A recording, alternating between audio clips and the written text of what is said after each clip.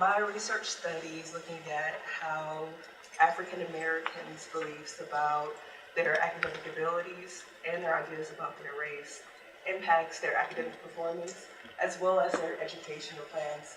To give some backdrop regarding the really importance of my study, African American female high school students nationwide are doing pretty well educationally. They spend a large portion of their free time studying. They challenge themselves by taking math and science courses.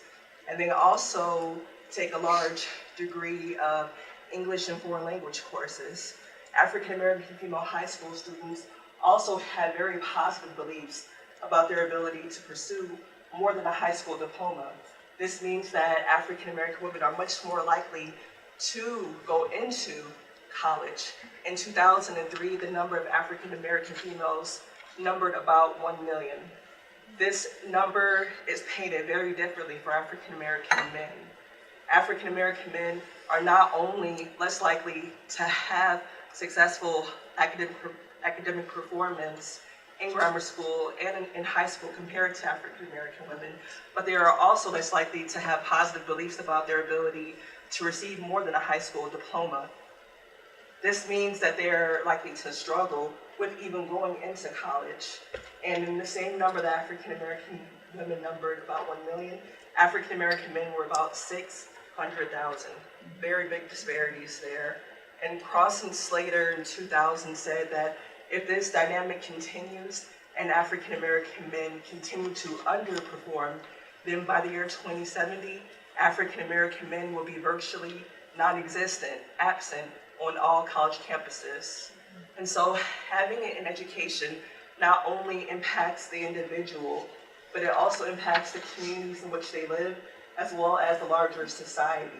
African American men who do not have a college education are much more likely to have lower life expectancies, likely to have a high degree of physical and mental health issues. And they're also more likely to be underemployed or unemployed. And so it's very likely that we'll see another Barack Obama, Nelson Mandela, or Daniel McHale Williams, which was the first successful African American male to perform an open heart surgery.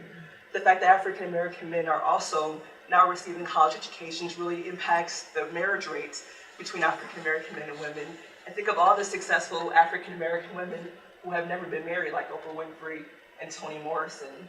And so it's very arguable whether or not African American men, or it's very arguable whether or not individual or institutional causes are really accounting for this academic failure of African American men. What remains not arguable is that without a college education, African American men are much more likely to be in poverty, them and their families, generation after generation. And so my research is looking at high school to being a very critical point in their development.